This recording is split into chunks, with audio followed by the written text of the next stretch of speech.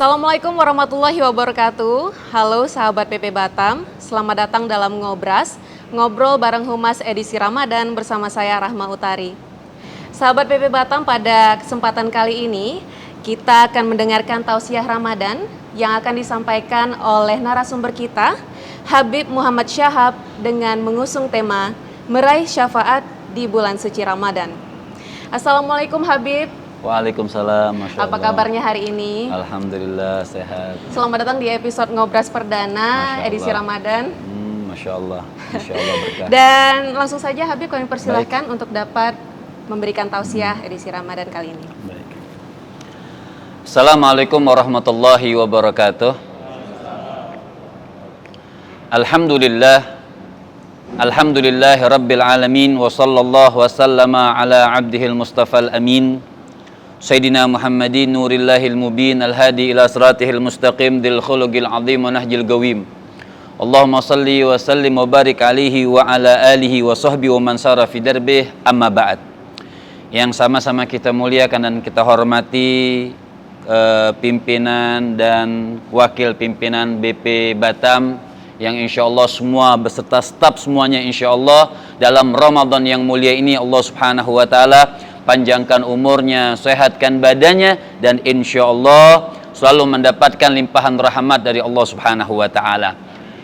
Dan atas karunia dan kemuliaan dari Allah subhanahu wa ta'ala, kita sampai pada bulan Ramadan, bulan yang dimuliakan oleh Allah subhanahu wa ta'ala.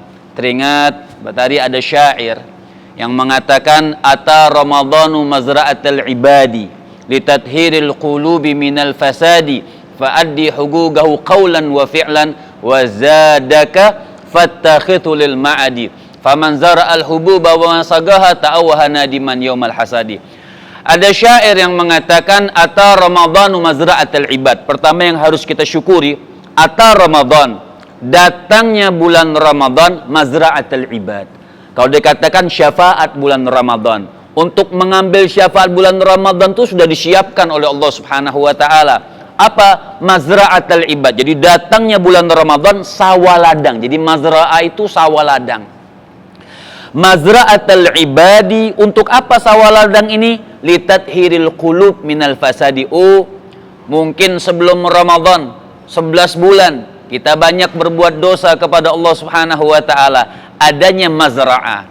Makanya ini hadiah yang terbesar yang Allah Subhanahu wa taala berikan. Memang kalau kita lihat konteks ayat yang Allah artinya bulan puasa atau ibadah puasa ini ada sebelum umat Nabi, memang tidak salah, memang perkataan Allah subhanahu wa ta'ala. Tapi apakah sama mazra'anya? Apakah sama pahalanya? Apakah sama nikmatnya? Tidak sama. Berkah yang Allah berikan kepada umat baginda Nabi besar Muhammad sallallahu alaihi wasallam, makanya mazra'atul ibad. Jadi datangnya bulan Ramadan sawaladang buat umat Nabi besar Muhammad sallallahu alaihi wasallam, litathhiril qulub, untuk membersihkan kita punya hati, membaguskan kita punya hati, yakhrigud dzunub, membakar kita punya dosa, menghilangkan kesalahan-kesalahan kita dari Allah Subhanahu wa taala. Lihat ayatnya. Allah katakan as-saimina wasaimat wal as-saimina wasaimat wal hafidh as-saimina wasaimat wa dzakirinallaha katsiran wa dzakirat a'adda lahum maghfiratan wa ajran azima. Jadi as-saimina wasaimat wal hafidhina furujahum wal hafidhat wa dzakirinallaha katsiran wa dzakirat a'adda lahum maghfiratan wa ajran azima. Apa kata Allah Subhanahu wa taala? As-saimina wasaimat. Lihat ayat ini dibedakan karena memang besar. Biasanya kalau ada kalimat buat laki-laki di dalam Al-Qur'an termasuk buat perempuan. Tapi dalam ayat ini sampai dibedakan sama Allah, as-saimina wasaimat, yang puasa, baik laki-laki dan perempuan mereka yang berpuasa. Bukan hanya berpuasa, puasa yang seperti apa? Kan ada orang yang subhanallah hanya mereka menahan lapar, menahan haus, zikir yang tidak ada, ghibahnya berjalan, melakukan hal-hal berbuat dosa di bulan Ramadan yang dimuliakan oleh Allah Subhanahu wa taala. Ini yang sangat kita sayangkan. Makanya lihat ayat Allah katakan as-saimina wasaimat, orang yang berpuasa, baik laki-laki dan perempuan. wal hafidina furujahum wal hafidat. Puasa yang seperti apa? Oh, menjaga kemaluannya, menjaga mulutnya, menjaga badannya, ditambahkan dzikirnya, adzakirinallaha katsiran wa dzakirat, dan ditambahkan dzikirnya kepada Allah Subhanahu wa taala. Lantas apa syafaat yang Allah berikan kepada orang yang puasanya demikian rupa? A'adallahu maghfiratan wa ajran azima. Allah akan siapkan buat mereka maghfiratan, ampunan dari Allah Subhanahu wa taala, wa ajran azima, dan pahala yang dilipat gandakan oleh Allah Subhanahu wa taala. Ada hadis yang sering kita dengar bulan Ramadan ini. Biasanya semua penceramah bawa ini hadis. Cuman kita pengen tahu apa hubungannya. Hadis ini mengatakan lisaim farhatan. Ini sering selalu dibawa bagi orang yang berpuasa. Ada dua kenikmatan. Kenikmatan yang pertama, buka puasa. Kenikmatan yang kedua, bertemu Allah. Nah, ini apa hubungannya? Makan sama ketemu Allah. Kan saya ulang lagi. Kan ada hadis Nabi SAW yang mengatakan, lisa ini bagi orang yang berpuasa ada dua kenikmatan. Kenikmatan yang pertama, idza aftara farih. Kalau dia berbuka puasa, senang. Wa idza laqiyallaha farih. Dan ketika dia bertemu kepada Allah Subhanahu wa taala, senang. Lantas apa hubungannya makan, buka puasa sama ketemu Allah? Makanya subhanallah, kalau bulan puasa itu orang mikirnya buka puasa semua makanan ada ya apa? Kolak ya. Cuman makanya saya katakan yang sangat hebat bulan puasa tuh biji kolak lembut cuman bulan puasa. Terasa berbeda ya. Iya. Karena ada kolak namanya kolak biji salak, benar ya? Nah, biji salak lembut cuman bulan puasa, ya. Yang lainnya sisanya di luar bulan puasa jadi biji lagi, dia keras, ya. Nanti apa hubungannya lantas makan? Oh, makan yang banyak, bulan puasa, buka puasa, makan yang banyak, semua dia makan. Kolak dia makan, pisang dia makan, gorengan dia makan, sama piring-piringnya dia makan. Artinya begini, orang yang makan, semuanya dia makan semuanya, subhanallah, keselak garpu misalnya. Makannya banyak, keselak garpu, mati, terus ketemu Allah senang. Itu maksudnya. Jadi mati, makan, ketemu Allah senang. Bukan seperti itu. Jadi apa maksud daripada hadis Nabi mengatakan berbuka puasa senang, kemudian bertemu kepada Allah senang? Karena ketika buka puasa, lihat hadis lain jawabannya. Kata Nabi SAW, Nabi mengatakan as-saim inda iftarihi la da'watan mustajabah. Jadi kata Nabi SAW, orang yang berpuasa, dia pakai puasanya as-saimina wa saimat wal hafidina furujahum wal hafidat wa dzakirinallaha katsiran wa dzakirat. Dia pakai tuh puasanya, puasa yang betul-betul puasa, nggak ngomongin orang, menjauhkan kemaksiatan, dzikir. Ini enggak. Puasanya puasa tidur. Jadi orang puasa ini kadang-kadang makannya dipindah. Jadwal makan. Jadi maghrib makan, mau terawih makan, pulang terawih makan, mau tidur makan, sahur makan, habis subuh tidur, bangun-bangun zuhur, habis zuhur tidur, bangun-bangun asar, habis asar tidur, bangun-bangun maghrib. Dia ngomong sama anaknya, nah alhamdulillah puasa bapak hari ini tidak terasa. Ya nggak terasa, makan malam banyak, siang tidur. Bagaimana? Ini bukan seperti ini makna yang dikatakan wa naumuhu ibadah. Kan ada hadis Nabi mengatakan tidurnya orang puasa itu ibadah. Terus tidur terus. Apa maknanya juga tidur orang yang puasa itu ibadah? Kalau dia lagi baca Quran, sholat duha, baca Quran, ketiduran, nah itu tidurnya ibadah. Ini sholat enggak, zikir enggak, tidur terus tidurnya ibadah. Ini tidak mendapatkan keberkahan daripada bulan Ramadan. Sama seperti orang yang makan. Kata Nabi, as-saim inda iftarihi, orang yang puasanya bagus tadi, baca Quran, diisi baca Quran, diisi zikir, tarawehnya, tahajudnya, dia manfaatkan tuh waktu-waktu yang Masya Allah, detik demi detiknya semua pahala lipatan ganda dari Allah Subhanahu wa ta'ala. Maka inda iftarihi, waktu dia buka puasa, kata Nabi, la da'watan mustajabah. Itu doa yang paling diijabah. Jadi orang puasa yang benar, ketika buka puasa itu doa. Makanya ada hadis Nabi mengatakan, idza aftara fariha, kalau lagi buka puasa senang. Kenapa? Itu waktu ijabah. Itu doa diijabah. Jadi bukan makannya yang senang, bukan. Subhanallah. Kalau kita lihat Nabi puasa, sahur 3 korma, buka puasa 3 korma. Saya jamin yang diet kurus pasti. Kalau ngikutin, ya berhasil dietnya. Sahur 3 korma, buka puasa 3 korma. Kalau kita buka puasa 3 periuk, sahur, jadi nggak terasa puasa, Bu. Jadi bukan makna seperti itu puasanya. Idza aftara farih. Jadi waktu dia buka puasa senang. Kenapa? Waktu buka puasa tuh subhanallah, ya Allah, ampunkan aku punya dosa, keluargaku, sanak saudaraku. Jangan pas buka puasa, ya Allah, banyakin duit dulu yang dipikirin. Jadi, kemudian itu hadis yang pertama.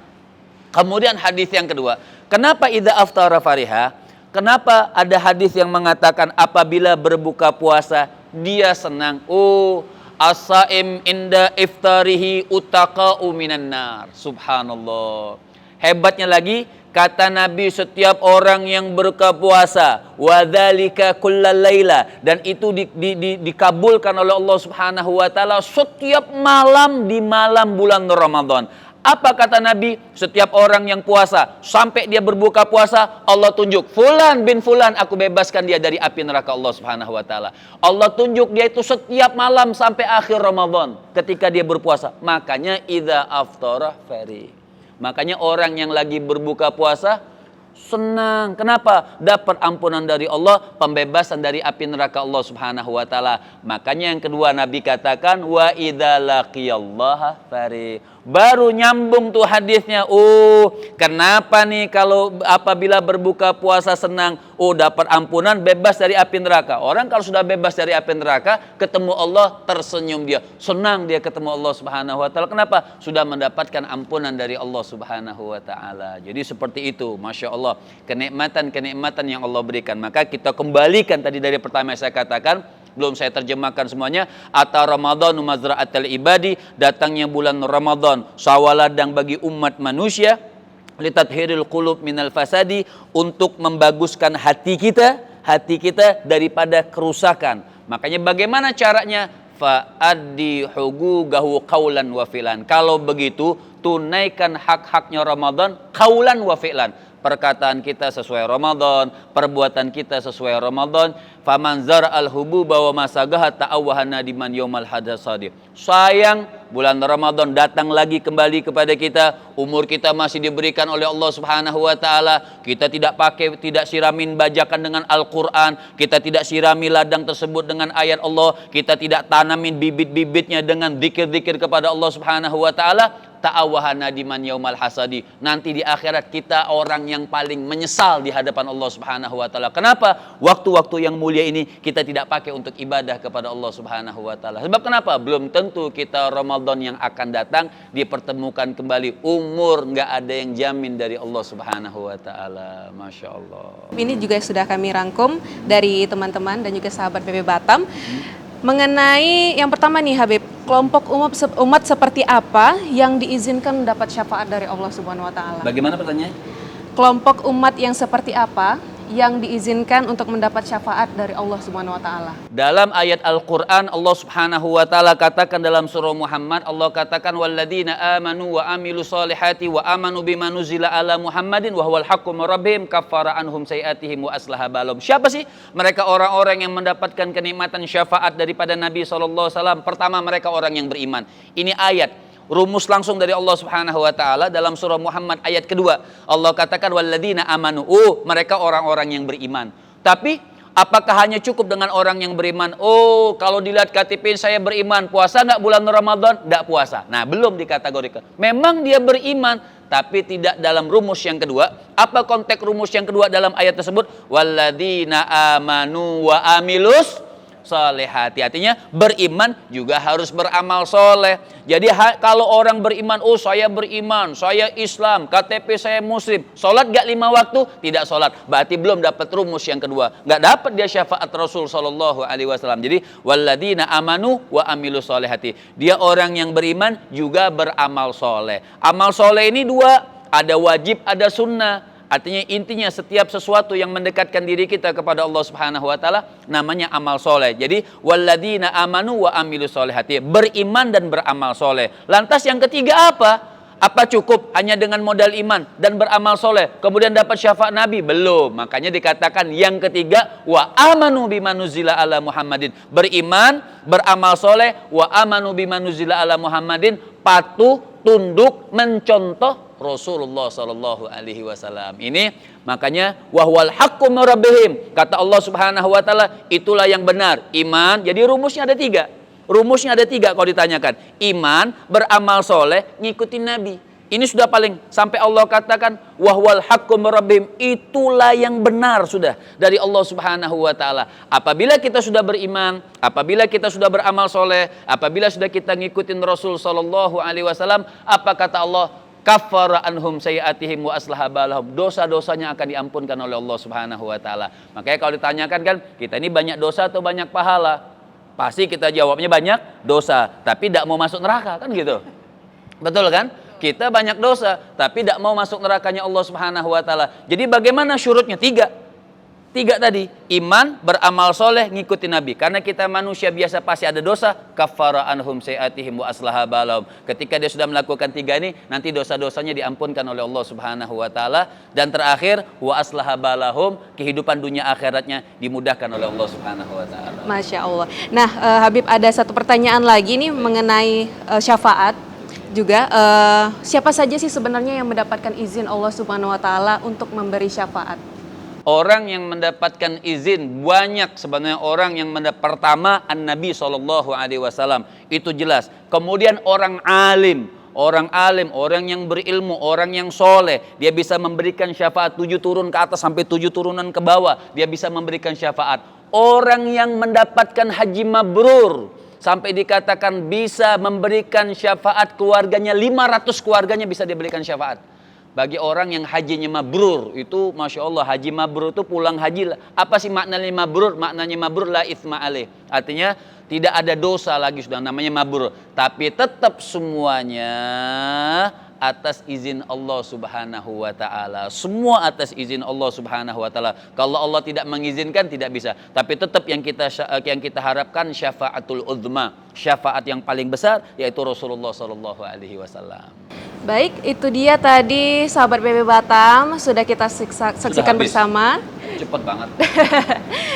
Sudah kita simak bersama juga mengenai penuturan dari Habib Muhammad Syahab dengan mengusung tema meraih syafaat di bulan Ramadan. Dan baik Habib, terima kasih kami ucapkan telah bersedia hadir dan memberikan tausiah kepada sahabat PB Batam. Tentunya terima kasih juga kepada sahabat PB Batam yang terus menemani hingga akhir. Saya Rahma Utari pamit undur diri. Jangan lupa untuk klik like, subscribe dan juga nyalakan lonceng notifikasi di YouTube channel PB Batam. Tetap jaga kesehatan. Wassalamualaikum warahmatullahi wabarakatuh dan sampai jumpa.